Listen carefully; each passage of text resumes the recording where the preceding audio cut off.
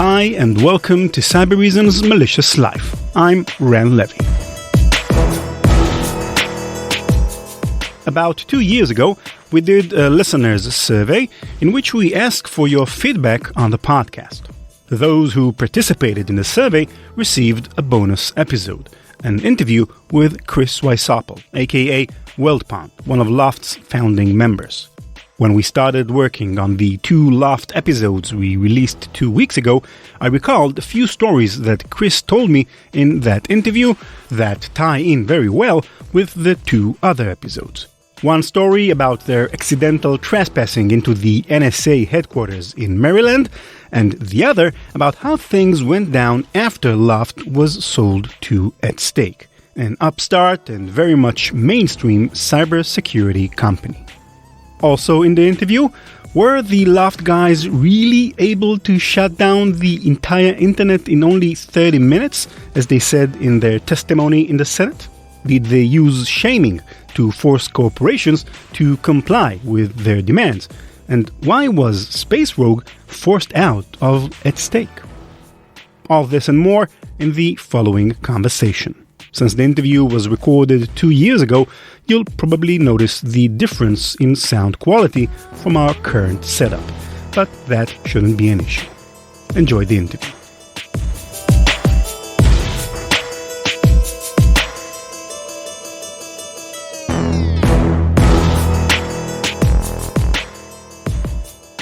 Today we have Chris Wysopal, aka WeldPond. Chris is a computer security expert who was instrumental in developing industry guidelines for responsible disclosure of software vulnerabilities. He was a member of the Loft hacker think tank, co-founded Veracode, which provides automated cloud-based security services, and named one of the 100 most influential people in IT by the eWeek magazine. Hi, Chris. Hi, how you doing? Great. Great to have you on the phone with us. And today we're going to talk about both your experience in Loft and your ideas about software vulnerabilities. So let's start with Loft. So tell us, how did Loft begin and what it was actually? Loft began when a couple of guys...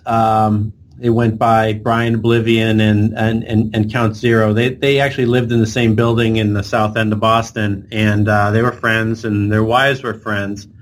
And their wives started this small hat-making business and rented a loft space to use for, their hat production. And they ended up not needing to use all the space. They only ended up needing to use half. So they said, well, you guys have all this computer junk, cluttering up our homes, our apartments. They were in small apartments and they had a lot of computer junk. And they said, can you just move that into the other side of our hat making area and we'll, you guys can share the rent and with us. I mean, they were already paying the rent, right? Because they were married. Mm-hmm. And so they put desks in there, they set up their computers, and then they started having friends come over and hang out. And it just turned into, well, why don't we have some other people join us and put up a desk and bring their computers over, and we can share hardware, we can share manuals. And so it just sort of started organically once they had a space. I ran into Brian Oblivion online. He had a bulletin board. And remember, this is pre-commercial internet days. So you couldn't really have a commercial website. This was like 91, 92. And I met him on a BBS, and we sort of became friends online, and he invited me to come and check out the Loft and hang out. And I got along with everybody and decided, hey, this would be great. Why don't I join in and share the space here? So it was really kind of one of the very first hacker spaces where people were sharing equipment and manuals and know-how. So you were hacking systems, finding vulnerabilities, mostly I think in Microsoft's products, right? Windows, etc. Yeah. So once we sort of had the resources, hooking up a network, having extra machines to load software on and test, it gave us the idea that we would sort of build our own, software security testing lab. And we also did the same thing for hardware. There were a couple of the Loft guys, Brian and Kingpin. They had some hardware workbenches, hardware test equipment, and they would do things like, take apart cell phones and desolder chips and look at firmware. And on the software side, we had our lab where we had network set up, and we could set up, Windows machines talking to each other, and we could set up a Linux machine, start sniffing traffic, and try to understand how it's working. So after it took a year or two from those early days, but then we started thinking, hey, this is what we should do. We should, do security research. And so we didn't even call it vulnerability research back then. It was just hacking, right? So we were just hackers hacking away on software and hardware and publishing our results. That sounds almighty fun for my taste. So let's talk about your attitude back then towards vulnerability disclosure, what we call now vulnerability disclosure. The Washington Post said in an article from 2015, and I quote, "The group took particular relish in trying to shame big companies such as Microsoft for selling products with security flaws to unsuspecting customers." Is that correct? Was that your attitude, shaming bigger companies? Yeah, it was, and you have to remember, it was a different time back then. Large vendors were largely unresponsive to people reporting vulnerabilities to them. They thought we were just a nuisance, and that we were the ones harming their customers. Their attitude was, by disclosing vulnerabilities, by talking about, how to hack, a Microsoft system, by putting out a tool that hacks it, we were the ones putting their customers at risk, right? And so that was their attitude back then. So because of that attitude, we had to say, okay, well, if you don't, you don't care about security at all, then you won't care if, we let people know that, you aren't building secure software, right? We're just going to let everyone know that you have no process for building secure software. You don't care when we report vulnerabilities. You're not interested in working with hackers. So that was the backdrop for us essentially saying, well, we're basically going to have to shame them into coming around and saying, you know what, guys? We don't know how to build secure software. We've been shipping software without building it securely for many years, and guess what? We're going to start building it securely. And that's what we wanted to happen, and that's what eventually happened. But before vendors sort of admitted they didn't know how to build secure software or were trying, you had to sort of shame them into realizing that. And many years later, you moved from being a developer and a hacker to the IT field, and you said back in 2017 in an interview to RSA that you made that move partly to learn how it feels to be, so to speak, in the trenches of software development. Do you think that, looking back, say if you were in charge of security in Microsoft, for example, during that time, being a business that is in constant growth and it's kind of a critical business junction, do you think you could have maybe done a better job at disclosing vulnerabilities and, putting emphasis on security? Or, in retrospect, was it too much to expect from Microsoft from in that period of time? Yeah, so I think I guess I don't expect them to have made a great secure product, but I also wouldn't want them to be marketing it as a secure product. So I think the problem is the disconnect where companies market them things as secure. I remember a big thing where Microsoft was saying, well, Microsoft is secure. It doesn't have all those Linux vulnerabilities. It's a non sequitur. It doesn't make any sense. Like just because you're a different operating system, and of course you can't exploit the exact same vulnerabilities, doesn't make you secure. But that was kind of the marketing back then. It was like switch to Windows. We don't have all the we rewrote all the things like DNS and the mail server, and we're secure. So it wasn't necessarily that they people were saying we expected them to be secure. It was more we expected them not to market their products as secure. So that's where we used to say things like the emperor has no clothes, right? Like they're parading around like they're secure, but they're not. And I think that's the disconnect that really riled us up. It made because like end users were the ones saying like, oh, I'm fine. I can do certain things with my computer, and I'm taken care of by my software vendors. I won't be attacked. So if they were upfront and honest about what they're doing for security, which was very little, I don't think anyone would have had a problem. It's really the disconnect between the walk and the talk. Yeah, I think that any of our listeners who was interested in security back then maybe remembers Microsoft conduct back then, which was rather monopolistic and very aggressive, much more so than it is now, I think. So what you're saying is kind of makes sense from my memory.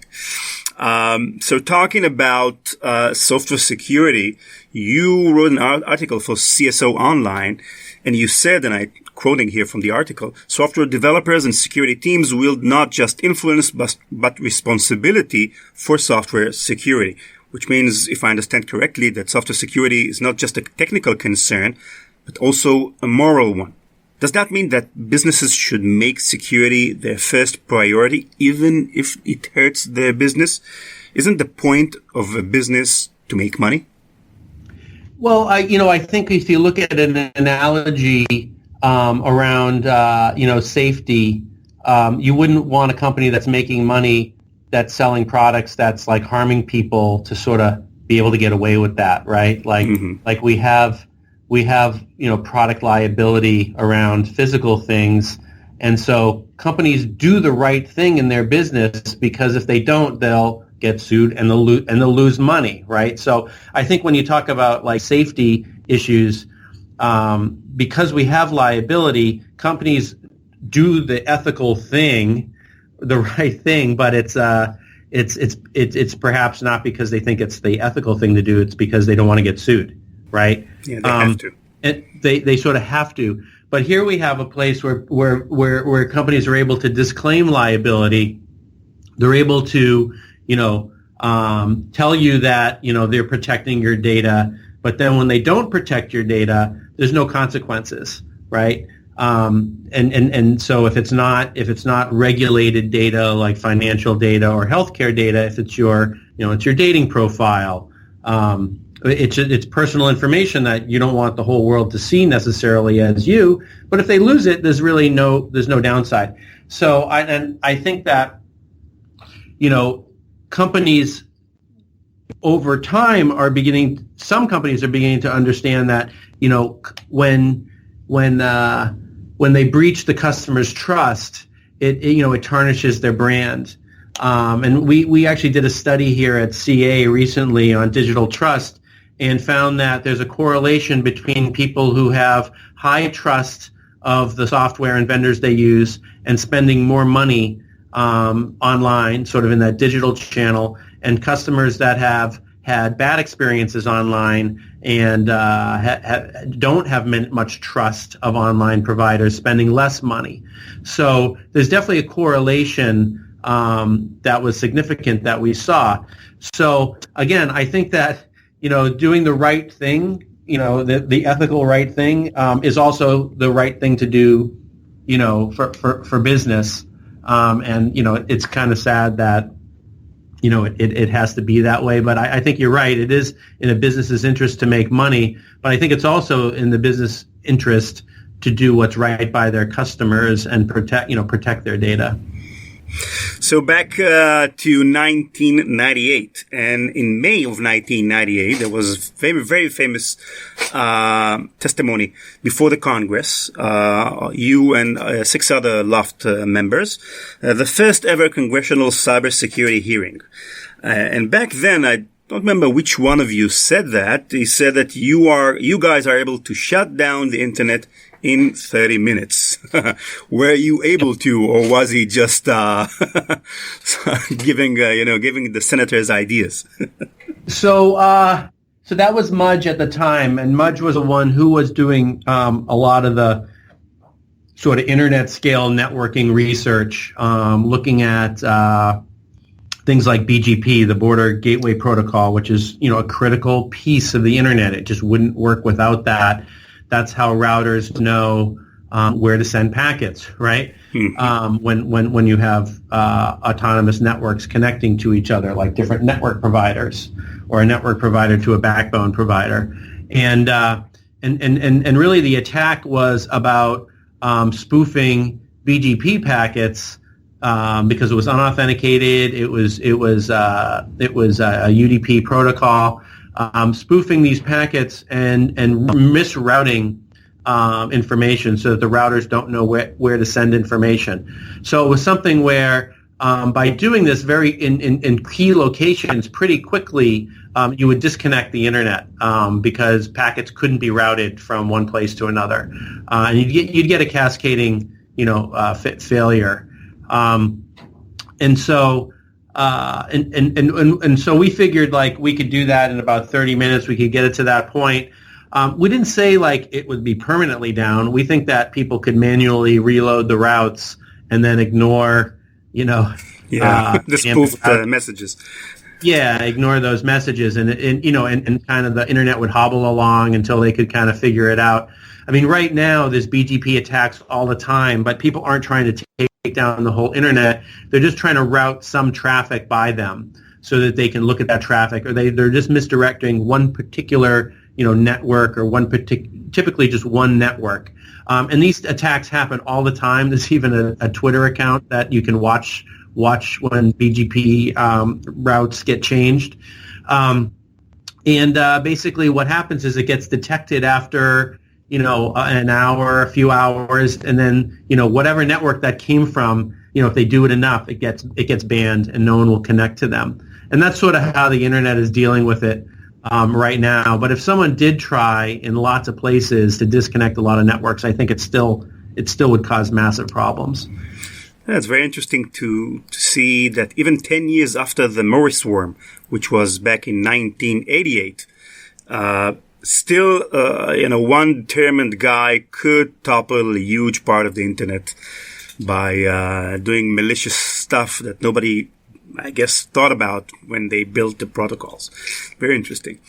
Tell me about one incident that I read about in the same Washington Post, I think the same Washington Post article, in which you guys, on the way to Washington, D.C., on the way to the testimony in front of the Congress, met the NSA.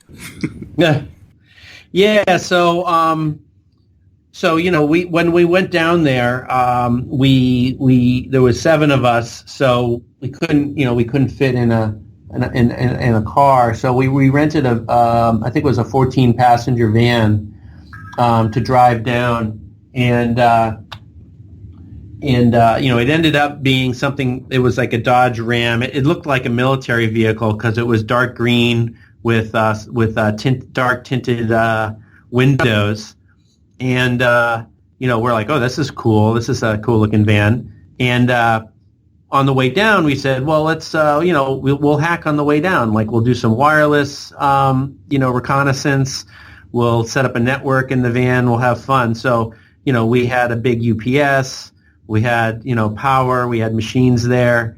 And we had a bunch of antennas on the roof and scanners and radios to receive signals. And so the roof it ended up kind of looking like a surveillance vehicle, right, with the antennas and all the computers in it.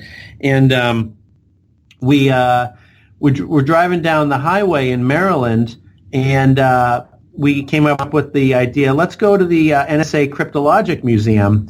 And we heard that they had an Enigma machine there, and that we wanted to see what the NSA had on display in their museum, their public museum. And so we looked at the directions. We kind of understood where the exit was, and then as we were going down the highway and we're looking for the right exit, no one was really paying attention to what the driver was doing, and it was Space Rogue who was driving, who at the time, he was ex-military, so he's got his buzz cut. He looks the part of ex-military, and he took the wrong exit. He took the NSA employee-only exit, which they have right off the highway, which goes directly into the NSA headquarters. If you're a defender fighting cyber attackers, you must be successful every time. They only need to be successful once. Cyber Reason reverses the attacker's advantage. End cyber attacks from endpoints to everywhere. And he took that exit, and he came to a gate, and there was 2 guards on either side of the gate holding automatic weapons and, dressed in fatigues. And the gate was open, right? The gate was up. I guess they were letting a lot of cars through, and they weren't checking each car. And they saw our van, and it just looked like it looked like it looked like a military vehicle. So we just drove right through the gate.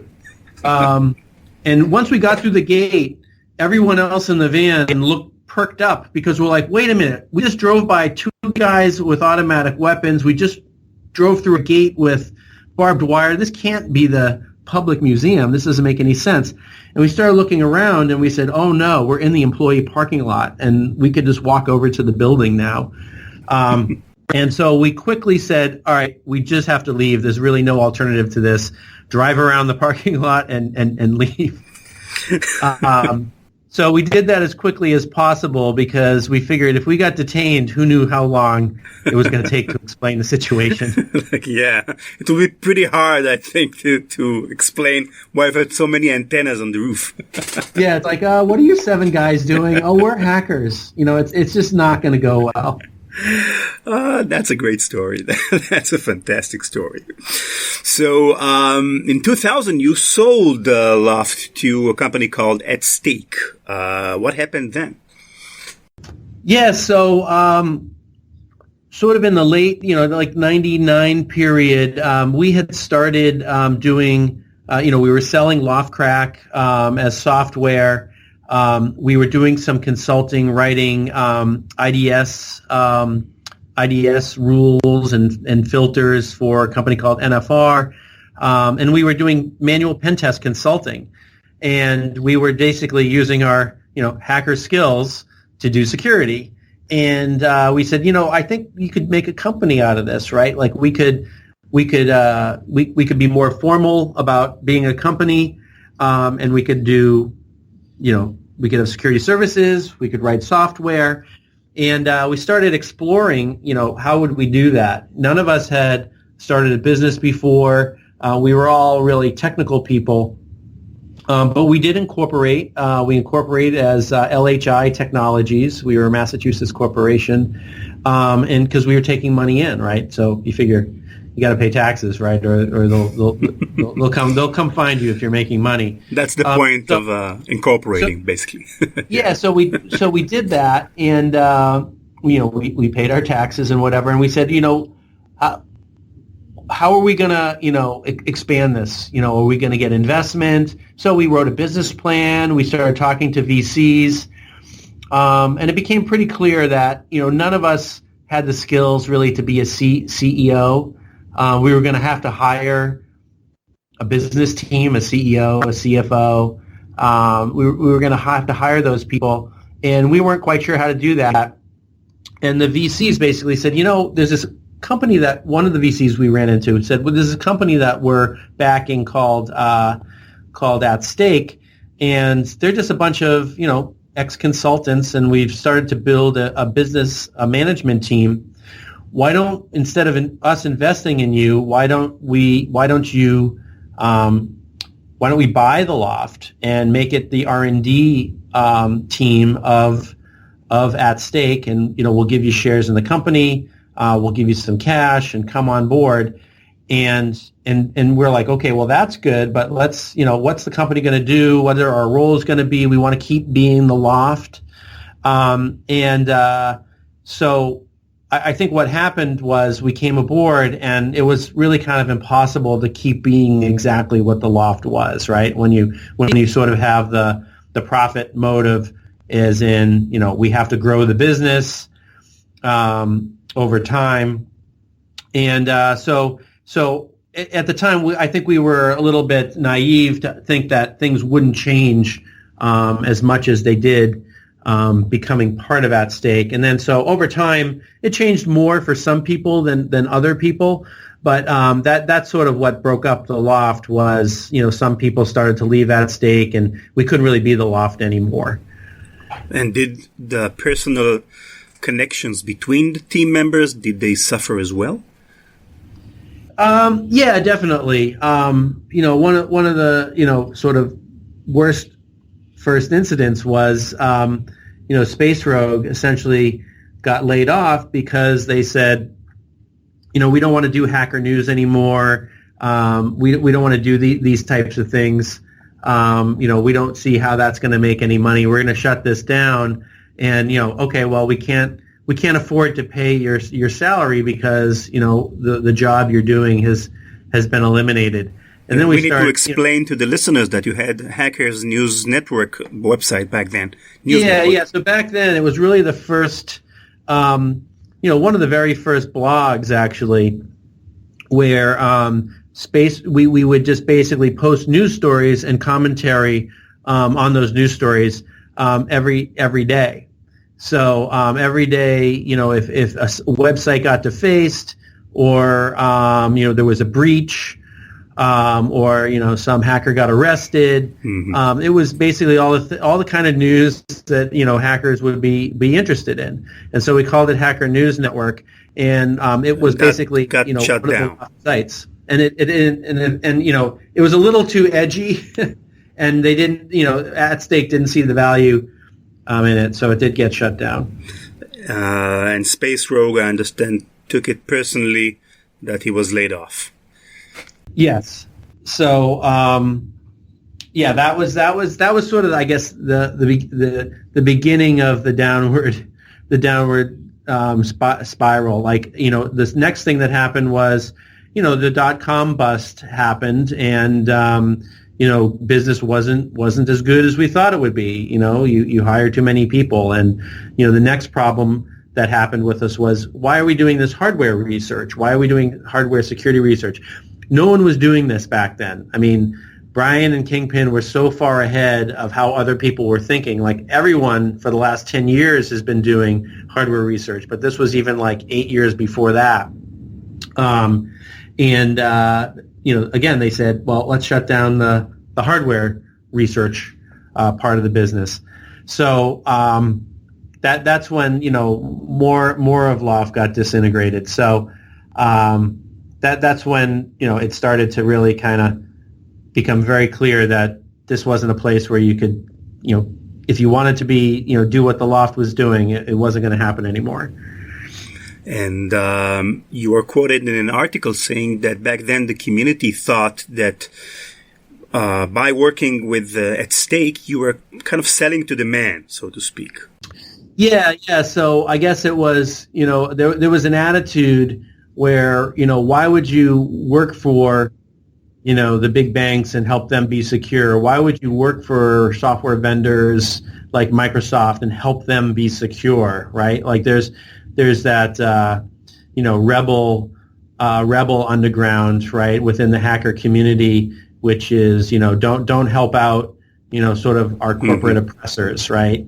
That rebellious streak that pervades a lot of communities, rock and roll and punk music and all those kinds of things. There was that faction of the community which was was going to reject hackers working for corporations.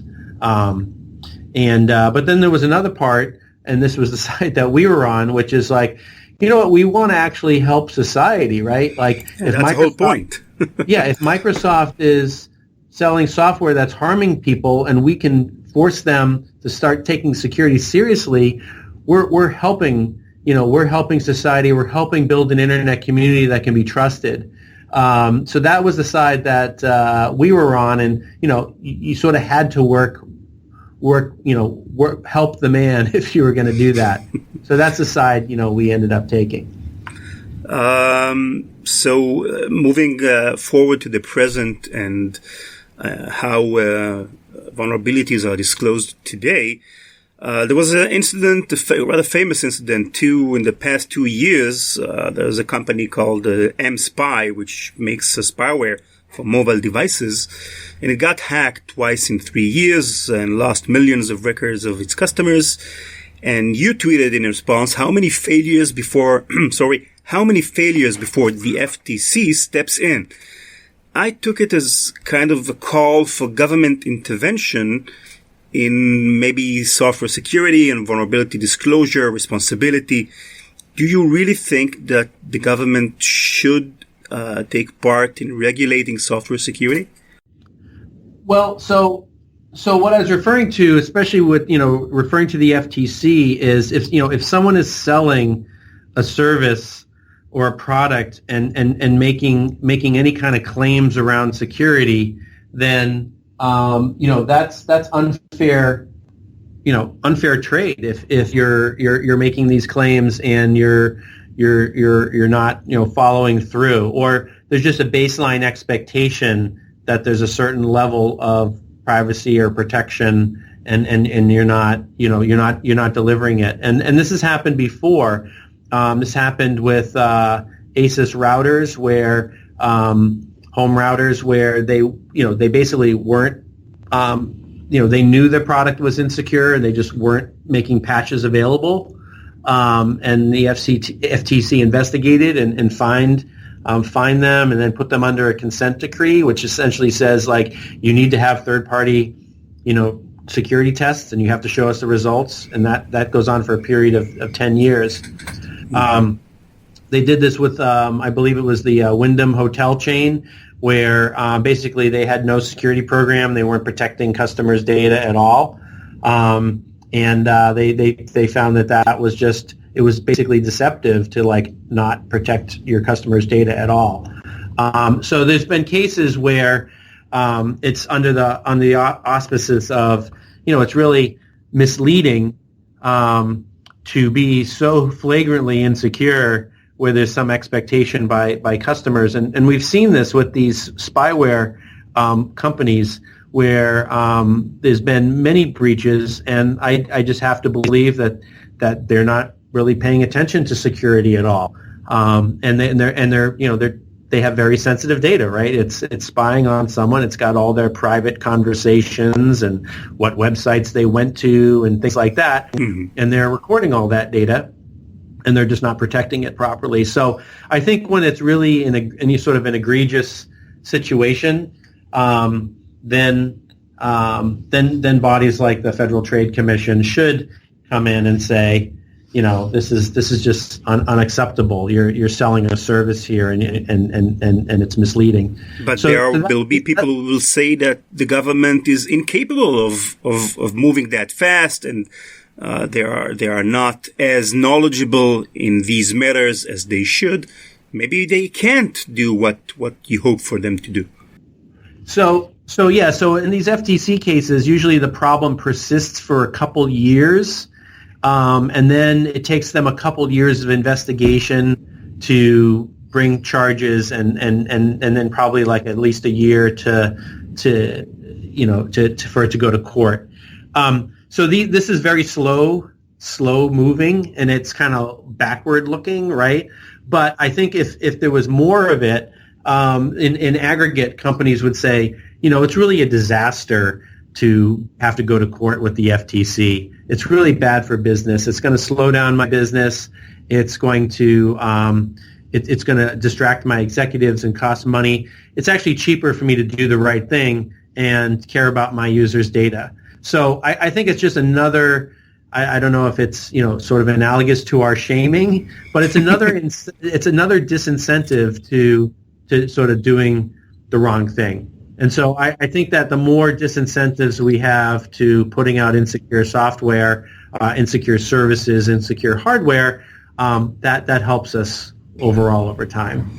It's kind of like when we were kids. If you won't eat your dinner, the bad policeman will come and take you away. Yeah. Here it's the FTC will take you to court.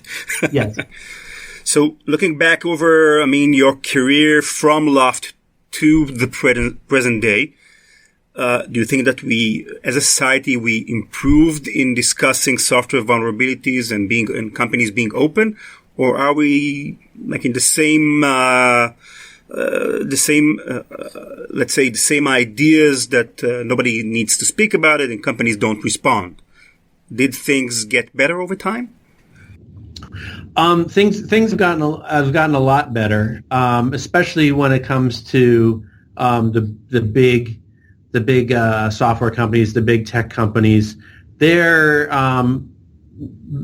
the vast majority gets it. They understand that to protect their brand, they have to build things securely at the get-go, and they also have to have good responsiveness. They have to engage the community. They have to treat vulnerability researchers as someone who's trying to help their customers. And of course, there's bug bounties that these people are actually getting paid for what they do. So it's much better than it was. But there's still tens of thousands of small software companies, whether they're SaaS, online companies, or delivering software that aren't writing secure software. So to some extent, it's sort of like death from a thousand cuts, right? It's not the main piece of software you use. It's not your operating system. It's not your browser. Some of those core things, but there's probably something that's running on your computer or running on your company's business that is a gaping hole, and attackers will just need to find it. So, we see this every day. There's another online service has been found to have a vulnerability that's been exploited, and so I think that's where the work is now. I think that. And so that's a lot of it is making this easier, making it less expensive, and because we know how to make secure software, right? Things like Windows 10, the Chrome browser, iOS. These things are very secure. We know it is because the cost of a vulnerability is very, very expensive, right? The cost of an exploit. So there can't be a lot of them. So we know. Major companies that spend a lot of time and effort can make really robust, secure systems. The challenge is trickling that down, right? How do we make it cheaper? How do we make it faster, easier for the average developer, the average person writing an online website or something like that? And so I think that's the challenge now. And that's one of the things I work on at Veracode is making these tools really easy for the average developer to just make as part of their daily job, part of their workflow, and make security natural and easy. Well, we wish you great success. It's an important task. So one final question. We're coming back to Loft and you guys. In 2014, you had a kind of a reunion of the team. What's the relationship status now between you guys? So I would say it's mixed. Some of us get along with each other. Some of us are more distant from each other. I think part of the whole at stake breakup caused people to find jobs somewhere else. People moved away. I think me and Silicosis are the only ones who still live in the Boston area. People are all over the West Coast and in the Mid-Atlantic states, and we're kind of geographically far away. So we only see each other really at cons. I think in general we're fairly friendly. We communicate every once in a while, but it's not the same as really the tight knit working together group we used to be. As they say, the only constant thing is change. So everything changes, I guess. Yeah, it's hard for a group of people to keep doing something for 20 years. It's very, very difficult. A lot of things don't last that long, and so the fact that we sort of had a good 7-8 years working together in the 90s, I think that was pretty good. I really enjoyed it, and I think we made a big impact. You certainly did. You became part of the internet mythology in a sense. Chris Wysopal, thank you very, very much for this interview. Great pleasure. Very interesting. And we learned a lot. To talk with you. Thanks for having me on your podcast. Thank you very, very much. CK music.